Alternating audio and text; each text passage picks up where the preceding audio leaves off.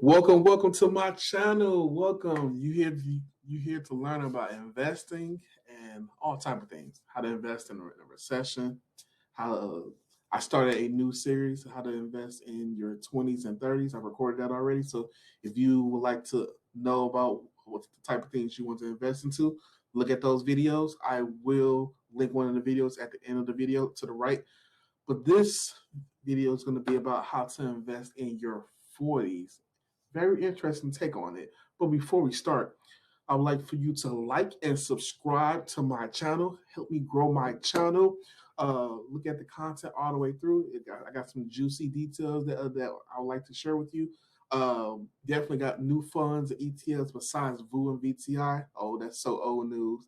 I got some new ETFs to talk to you about. I got tips to tell you about how to start investing if you haven't started yet, or if you have started, how to increase it and make your portfolio pot even bigger.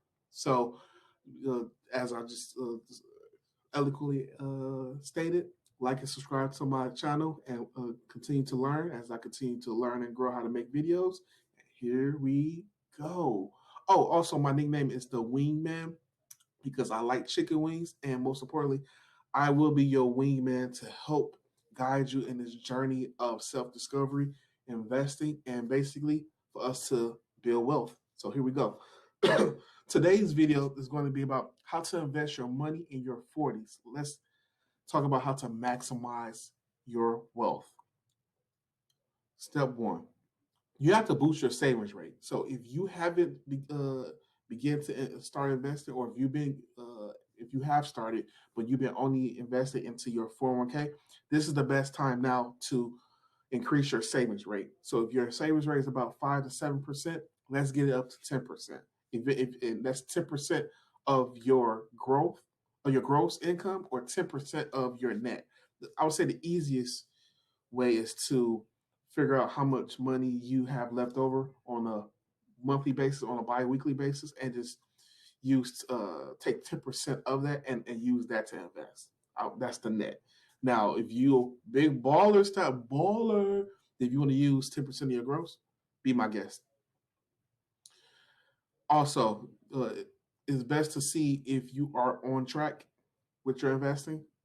Max out your 401k. Always max out your 401k of your employer. So if your employer matches dollar for dollar up to 4%, up to 5%, match that bad boy. Get all the money, all that free money. Uh, Also, prioritize your goals. And when you are in your 40s, it's a time where individuals are having families. They are buying houses if you already don't have a house. They are saving up for money for their children, putting money away from their children to make sure that their children is set. This is a very stressful time, but also this is a very amazing time because when you're in your 40s, you are in your peak earning year. So in your 20s, we're broke as a joke. In your 30s, we're still trying to climb that corporate ladder, or we're trying to build our business, make that passive income. But even when we're in our 30s, our golden 40 years, we need to take advantage of investing. We need to take advantage of our money. People are making roughly 60, 70, 80, over 100K. It's your peak earning years. You need to take advantage of your time now because you have roughly 20 to 25 years left to take advantage of that growth of compounding. And what are you waiting on? Come on. Let's learn more. How to save and build your wealth in your 40s. You have to have an emergency fund. I explain this in all my videos, whether you're in your 20s, whether in your 30s, now and within your 40s. You need to have an emergency fund because we have an emergency. For me, for example, last week, no lie, no kidding, I had 3 nails in both front of my tires. I had to drop $500 just like this. If I didn't have an emergency fund, I would have been like, oh, how am I going to figure out? And now I can't, I got to tow my car, I got to do this, that. And that's just that. If you have a house, things break in the house, refrigerator, air conditioner, HVAC unit. When you have a car, your car goes down. So you really have to have that emergency fund of money that you saved up. At least have it at least start out with $1,000, then build up to 10,000, and then you're good. And then from there, Pay down your high debt, which is number two, a debt-free plan. Figure out a way to pay down your consumer debt. If you don't have any consumer debt, great. Let's pay down that student loan. If you don't have any student loan, or if you have minimal student loan, even great. You got more money to even put into your investing. But first is have at least $1,000 in your emergency fund. Then 10,000. Then it's start to let's tackle that debt, get that down, and then number three is save for retirement. Now, how are you going to go about saving for retirement at 40? I got a couple of ETFs and stocks that I can that I would love to talk to you about to go over to how to diversify your portfolio to build wealth in your 40s. Number four, which is pivotal. Up until this point, a lot of people have been invested in only in their 401k, which is great. But now it's time to diversify your portfolio and invest into something more lucrative, more liquid. That this at this time is best to now you're making money in your 40s. Yeah, is to open up a taxable account. And when you open up your taxable account and you invest into these ETFs, index funds, and stocks, now you have a liquid portfolio so that you can have either sell these stocks for income down the line or dividend income where you have multiple checks coming in. You can't lose. It's win-win, right? At this age, you got to do estate planning. So it's best to sit down. We know that we're not going to live forever. So it's time to sit down, create a will, figure out where your money's going to go to. Is it going to go to your children? Are you going to have it go to your wife? You need to have short-term disability, long-term disability, accidental insurance on your job. Believe me, I'm HR, so I talk to new hires and employees all the time. You need to have all these things in place in your 40s to protect your health, protect your income, and most importantly, you're here to protect your family. On top of the short-term disability, long-term disability, and accidental insurance, you're going to need life insurance. Whole life, term life, doesn't matter. You need get some life insurance, pay that per month, so that if anything happens, you can assure that your family is going to be taken care of in terms of funeral costs, housing costs, or just bills in general. Because as an adult, I'm an adult. I hate bills. I know you hate bills as well, and you don't want to leave your wife and your children with the bills. That sucks. And then if you one of the last goals people have in their 40s, if you haven't, is to save up for a house. If not, if you already have a house, you ahead of the game, baby. Come on, let's figure out how much money 40-year-olds need to invest per month to become a millionaire. So if you haven't invested anything up until this point, then don't fret. Don't freak out. You still can do it because remember, in your 40s, you are your peak earning years. But let me show you how to do it so you can stay on top of it. Let's get to it. With a 3% yield, a 3% yearly return, a 40-year-old will have to invest $2,250 per month to reach $1 million at the age of 65. I know you may think it's a lot, but at the same time, you can do it. I know you can, because I know you can. Also, if you were to invest into investments that give a 6% annual return, you only need to have to invest 1,500 per month to and let it grow for 25 years to get to have a $1 million portfolio. And then also, if you invest in something of 9%, which is the S&P 500, boo, right? VTI, right? I say that every video. I know I told you guys that I wasn't going to talk about it, but I love the S&P 500. But if you was investing in just the S&P 500 at the age of 40, and you were to invest $950 per month, that's it. You will reach $1 million in 25 years.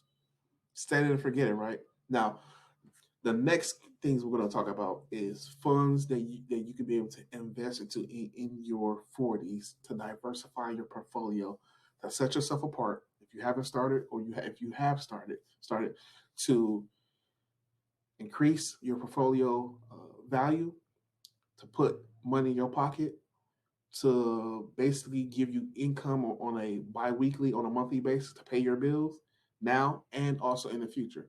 Does that sound interesting? Okay, let me talk about it. The first fund is I'm gonna go from less risky. I'm gonna go from conservative to aggressive.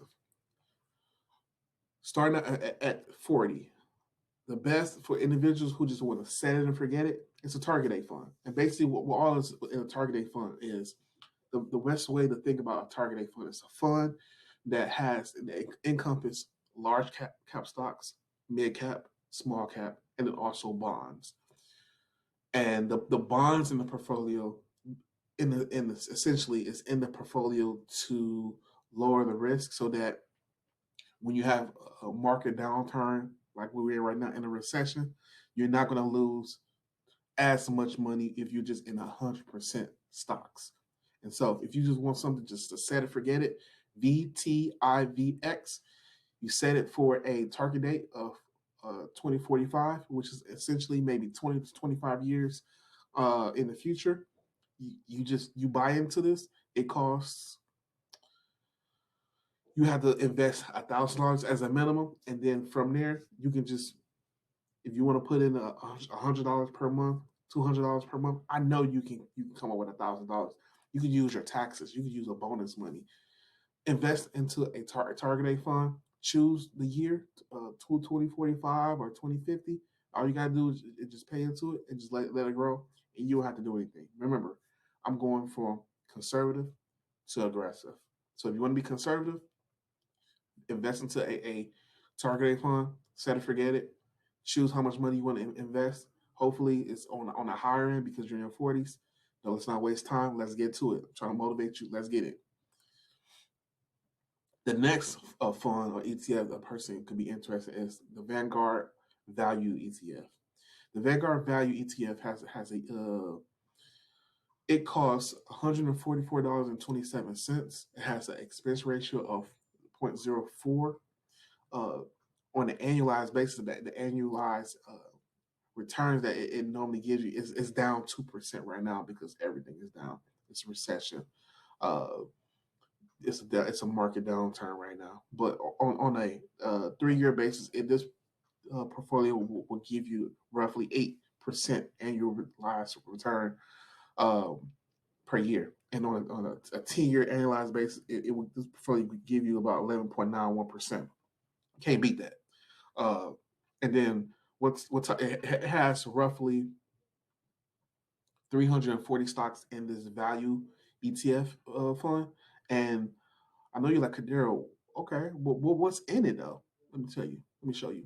It has Berkshire Hathaway, has United Healthcare, Johnson & Johnson, ExxonMobil, JP Morgan, Chevron, Eli Lilly, AbbVie, a lot of companies that very stable. In a market turn like this, you invest in this, it's gonna keep trucking. It's gonna keep going up. It's not like tech where it's gonna just shoot up, but the value of these companies is steady Eddie, reliable. You can invest into it, and then when you retire, you know that these companies are going to be around because people are going to need healthcare, people are going to need energy, ExxonMobil energy, and people are going to need finance. And so again, the Vanguard Value ETF, it's a no-brainer, right? And it only costs how much? $144.27 per share, right? It's a no-brainer.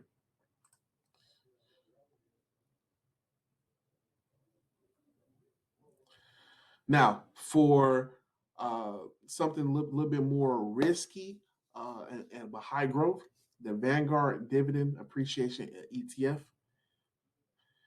the market price is $156.33, and inside of this ETF, it's going to be a lot of high growth. So you have Pepsi, you have Mastercard, Home Depot, Visa, JP Morgan, Microsoft, Johnson Johnson, and United Healthcare, to name a few stocks in this portfolio.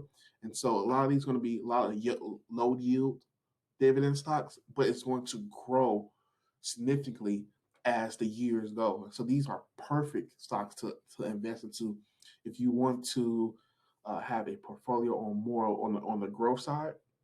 This one is not going to pay you a lot of money on a per monthly basis, on a per yearly basis, but the portfolio value is going to be massive. The more money you put into it, the more shares that you buy, the more you let it reinvest in itself. So again, it's dividend appreciation. It's the appreciation of your investment, and this is a good complementary ETF to add on to your dividend paying ETFs. The next ETF I'm going to talk about is the Vanguard High Yield Dividend ETF. The high yield dividend ETF has an expense ratio of 0.06. It costs $111.11. And this is a very famous dividend ETF in the investing community. I know a lot of people that invest into this, and I would like to invest in this as well. The cost of VYM is $111.47. And I know you're like, Cadero, then what type of stocks are in VYM, right? Well, you have J&J, ExxonMobil, JP Morgan Chase, Chevron, Procter and Gamble, Home Depot. And honestly, this is a great ETF to get. It's real solid in financials, healthcare, industrial, and it's really good to couple the VYM, invest into the VYM as your dividend ETF, and then if you wanted to buy like VIG for the growth and uh, price appreciation of your portfolio, and buy both of those, just have those two, just the only two things that you want to, you can do it as well. And one last particular ETF I would like to go over is my favorite. It's called SCHD. It is Schwab US Dividend Equity ETF. It costs roughly $77.39. And what really makes this ETF really, really, really special is because the performance has been stellar on a 3 year basis. The annualized increase of returns is on a 3 year basis 13%. On a 5 year basis, it's around 11%. And most importantly, compared to compared to compared to the market and compared to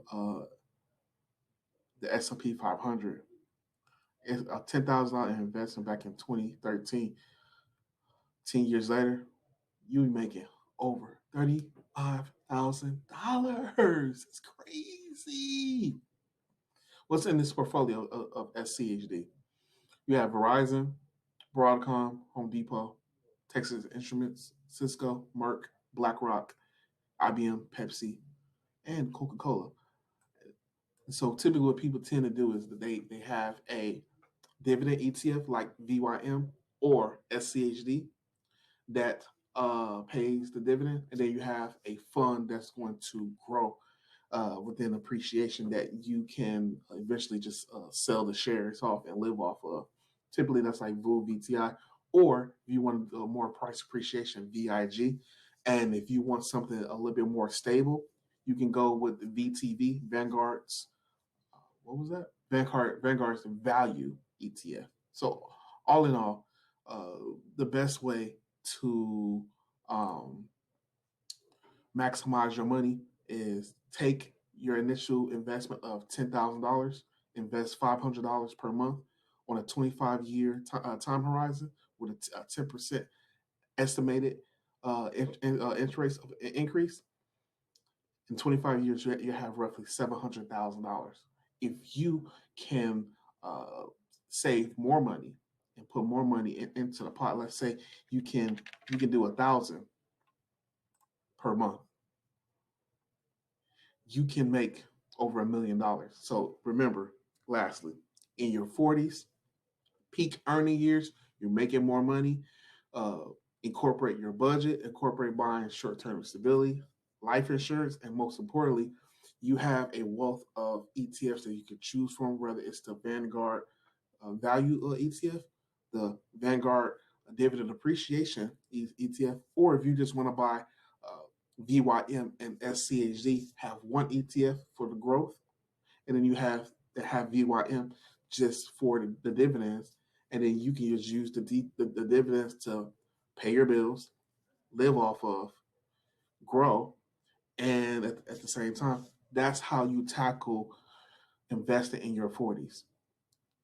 Price appreciation in your dividend portfolio, or in your investment portfolio, then invest in some dividend stocks or dividend ETFs that's going to pay you so that when you're ready to retire, you have multiple checks coming in and you don't have to worry about uh, Social Security. Social Security may be nice, but at the same time, if it goes away, you created your own Social Security. You create your own annuity in regards in the frame of just bonds and dividend income. So think about it. Hope you like what I talked about today. Like and subscribe to my channel. Come learn more about different investments to park your money into, to grow, to become wealthy. All right, guys. It's me, Kadero Hudson, the Wingman.